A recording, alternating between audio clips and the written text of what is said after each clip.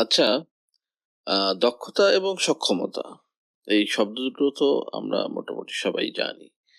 কিন্তু এই শব্দ দুটোর আসলে আমাদের জীবনে প্রায়োগিক ক্ষেত্রে আমরা ঠিক কিভাবে ব্যবহার করতে পারি এবং সেটা বোঝার মাধ্যমে কিভাবে এই শব্দ দুটোর দ্বারা আমাদের যে প্রফেশনাল জীবন সেখানে সফলতা নিয়ে আসতে পারি। এই সম্পর্কে আপনাদের কিছু মতামত চাচ্ছি। কারণ হচ্ছে এটা নিয়েই পরবর্তী পর্বটা আসবে। তো আজকের পর্ব শুরু করছি অন্য একটি টপিক নিয়ে। তার আগে বলে যাচ্ছি এই দুটো শব্দ নিয়ে আপনারা কে কি বোঝেন সেটা একটু কমেন্ট করে জানাবেন ইনশাল্লাহ। তো আজকের যে পর্ব সে পর্বটা হচ্ছে একজন বিক্রয় কর্মকর্তা বা একজন বিক্রয় প্রতিনিধি যিনি আসলে একটি টেরিটরির দায়িত্বে থাকেন অথবা যার দ্বারা সরাসরি সেলস কন্ডাক্ট হয়, সেই ব্যক্তির কাছে আসলে কি ধরনের তথ্য থাকা খুব জরুরি, এইটা আমরা আজকে কিছু আলোচনা করব। তবে এই তথ্যগুলো নিয়ে আলোচনা করতে গেলে আসলে একটা পর্বে হবে না। আমরা হয়তোবা ২টা বা ৩টা পর্ব করতে হতে পারে এটার উপরে। তবে চেষ্টা করব যত সংক্ষেপে এটাকে বলে দেওয়া যায়। তো স্বাভাবিকভাবে যদি আমরা বলি তাহলে পরে বলা যায় যে আমরা ৫ ধরনের তথ্য একজন বিক্রয় কর্মকর্তার কাছে অবশ্যই থাকা প্রয়োজন। এক করে একটা করে পর্ব করার চেষ্টা করব বোঝানোর জন্য আপনাদেরকে। যেন একজন বিক্রয় কর্মকর্তা সে নবীন হোক অথবা প্রবীণ হোক, তারা বিষয়গুলোকে সহজভাবে বুঝতে পারে এবং নিজেদের যে সফলতার জন্য তারা যে যুদ্ধ করছে সেই যুদ্ধে তারা সহজে জয়ী হতে পারে। তো এই ৫ টি বিষয়ের মধ্যে ১ম যে বিষয়টি আসবে সে বিষয়টি হচ্ছে আ যদিও আপনাদের কাছে একটু মনে হতে পারে যে এটা কি বলল? এটা তো একটা হাস্যকর ব্যাপার। এটা কখনো হতে পারে? কিন্তু তারপরেও আমি বলছি এটাই ফ্যাক্ট। সেটা হচ্ছে যে নিজের সম্পর্কে জানা। নিজের সম্পর্কে জানা এবং সেখান থেকে বলতে পারা। এটা কিন্তু একটা বড় ক্রিটিক্যাল টাস্ক। অন্তত আমরা যারা সেলস এ কাজ করি বা আমরা সরাসরি যখন কাস্টমার হ্যান্ডেল করি তখন কিন্তু অনেক কিছুই গোলমাল হয়ে যায়।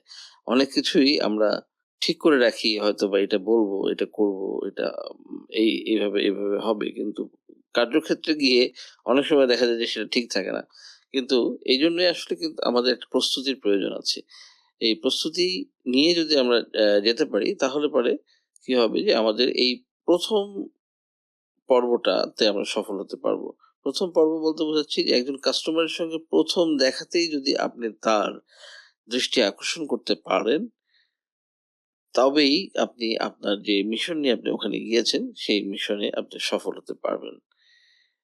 তো এখন আপনারা বলতে পারেন যে, "কি বলেন? আমি তো আমার সম্পর্কে সবই জানি এবং আমি আমার সম্পর্কে বলতে পারব না?" আমি তো আমার সম্পর্কে সবথেকে ভালো বলতে পারবো। হ্যাঁ, অবশ্যই আপনি আপনার সম্পর্কে অন্যদের যে কারোর থেকে ভালো বলতে পারবেন। কিন্তু এখানে বোঝার যে জায়গাটা আছে বা দেখার যে বিষয়টা আছে সেটা হচ্ছে যে আপনি আপনার ওই কাস্টমারকে ঠিক কতটুকু তথ্য আপনার নিজের সম্পর্কে দেবেন। আপনি কোন দলের রাজনীতি করেন সেটা কি বলবেন আপনি? নাকি আপনি কোন ধরনের মাছ খেতে ভালোবাসেন সেটা বলবেন? নাকি কোন দেশ বেড়াতে আপনি ভালোবাসেন সেটা বলবেন? এরকম অনেক আপনার ব্যক্তিগত ব্যাপার থাকবে। অনেক অসংখ্য ব্যাপার থাকবে। আপনি যখন চাকরিতে ঢোকেন তখন মিনিমাম আপনার বয়স থাকে অন্ততপক্ষে ২২, ২৩, ২৪ এরকম। আর যারা প্রবীণ আছেন তাদের বয়স তো অলরেডি ৪০-৫০ এর কোঠায় চলে গেছে। তো আপনাদের ব্যক্তিগত জীবনে তো অনেক অসংখ্য মিলিয়নস অফ ইভেন্টস আছে। তো সেগুলো কি আপনি বলবেন? নো।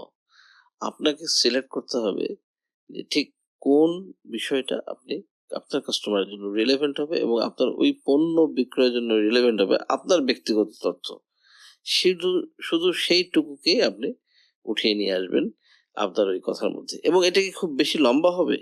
উহু, কখনোই না। এই কথা কখনোই বেশি লম্বা করা যাবে না। এই কথাকে অবশ্যই খুব সংক্ষেপে বলতে হবে। আপনাকে কাস্টমার হার্ডলি ১ম ২০ থেকে ৪০ সেকেন্ড এইটুকু টাইম দিবে আপনাকে জাজ করার জন্য। এর বেশি সময় সে আপনাকে দিবে না। এর মধ্যে সে সিদ্ধান্ত নিয়ে ফেলবে যে সে আপনার কথা শুনবে কি শুনবে না। তো আপনাকে এই সময়ের মধ্যেই আপনার নিজের অবস্থানকে পাকাপোক্ত করে নিতে হবে। যেন আপনার কথা আপনার কাস্টমার শোনে। সো আমরা আমাদের এই সেলস প্রফেশন এ যেটা বলি যে আগে নিজেকে বিক্রি করো। তারপরে না তুমি তোমার পণ্যকে বিক্রি করবা।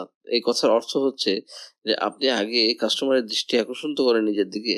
তবেই না সে আপনার কথা শুনবে, আপনার পণ্যের কথা শুনবে এবং তারপরে সে সেই পণ্যটা নেওয়ার জন্য সামনের দিকে আগাবে। সো আমাদের এখানে লক্ষণীয় বিষয় যেটা সেটা হচ্ছে যে একজন সেলসম্যান যে তথ্যগুলো থাকতে হবে তার ভেতরে ১ম তথ্য হচ্ছে এটা যে নিজের সম্পর্কে জানা এবং ঠিক অতটুকু জানা বা বলতে পারা খুব স্মার্টলি যতটুকু ওই পণ্য বিক্রয়ের জন্য তার প্রয়োজন হবে। এর থেকে বেশি একটা শব্দও বলা যাবে না, এর থেকে কম একটা শব্দও বলা যাবে না। তো যাই হোক এই বিষয়গুলো আ আমাদেরকে খেয়াল রাখতে হবে। সেই সঙ্গে আমি আমার পক্ষ থেকে যেটা বলতে পারি সেটা হচ্ছে যে আপনারা এই কাজটা করতে গেলে যেটা করবেন যে বা আমি যেটা করতাম আরকি বা সেটা বা আমি এখনো করি স্টিল সেটা হচ্ছে যে আমি যেকোনো সেলস কল যদি ইম্পোর্টেন্ট সেলস কল হয়, ইম্পোর্টেন্ট কোনো ইস্যুস হয় যেমন ধরেন আ এখনো এই বয়সেও তো আমাদের কৃষক মিটিং করতে হয় বা আমি যেহেতু এগ্রিকালচার ফিল্ডে আছি। সো এই কৃষক মিটিং এ গেলে ঠিক আমি কি বলবো? কোন তথ্য নিয়ে আমার কথা বলতে হবে এবং কি ইন্ট্রোডাকশন হবে, তারপরে মাঝখানে আমি কি বলবো, তারপরে শেষে আমি কি বলবো? এই তথ্যগুলো কিন্তু আমরা আগে চক আউট করে নেই প্রতিদিন রাতেই। আগের দিন যেদিন মিটিং থাকে বা যেদিন এই কনট্যাক্টটা হবে সেলস কলটা, তার আগের দিন রাতে কিন্তু আমরা এই প্রস্তুতিটা নেই। তো আপনারাও সেটা করতে পারেন। সেটা হলো ধরেন আপনাদের ডায়েরিতে হয়তোবা আপনারা লিখে নিলেন যে আপনাদের এই পয়েন্ট আছে যেটা আপনি বলবেন। তো এটা যদি করেন এই প্রস্তুতি থাকলে দেখা যাবে যে আপনার জন্য খুব সহজ হবে। আরেকটা বিষয় যেটা আছে যে আপনার কথা যেন কখনোই রোবটিক না হয়ে যায়। রোবটিক মানে বুঝেন তো? রোবটিক মানে হচ্ছে যে আপনি মুখস্থ করে এসছেন। খালি কোন রকমে উগরায় দিলেন কাস্টমারের সামনে। না, এটা করা যাবে না। আপনার কথা সবসময় প্রাণবন্ত হতে হবে। আপনি প্রস্তুতি নিয়ে এসছেন ঠিক আছে। আপনি মুখস্থ করেই এসছেন এটাও ঠিক আছে। কিন্তু ওইটা যখন আপনি ডেলিভারি করবেন তখন যেন এটাকে অনেকটা লাইভ মনে হয়। অনেকটা মনে হয় যে হ্যাঁ, স্পন্টেনিয়াসলি আপনার ভেতর থেকে কথাগুলো আসছে। সো এই বিষয়গুলো যদি আমরা খেয়াল রাখতে পারি আশা করি আমাদের ফার্স্ট ইমপ্রেশনটা কাস্টমারের সামনে অনেক ভালো হবে এবং তারা আমাদেরকে মনে রাখবে এবং তারা মনোযোগ সহকারে আমাদের কথা শুনবে। So first impression is the best impression আপনারা সবাই জানেন। তো এই কথা দিয়ে আজকের মতো এই পর্বের ইতি টানছি। নেক্সট পর্বে দেখা হবে। তবে হ্যাঁ, অবশ্যই সেই নেক্সট পর্বের আগে ১ম এই যে কথাটা বলেছিলাম, সক্ষমতা এবং দক্ষতা। এই দুটো শব্দ বলতে আপনারা কি বোঝেন? এবং এই দুটো শব্দকে আপনারা আপনাদের বাস্তবিক জীবনে কিভাবে কাজে লাগাতে পারেন? একটু কমেন্ট করে দয়া করে জানাবেন। সবাই ভালো থাকেন। দেখা হবে ইনশাআল্লাহ। আসসালামু আলাইকুম।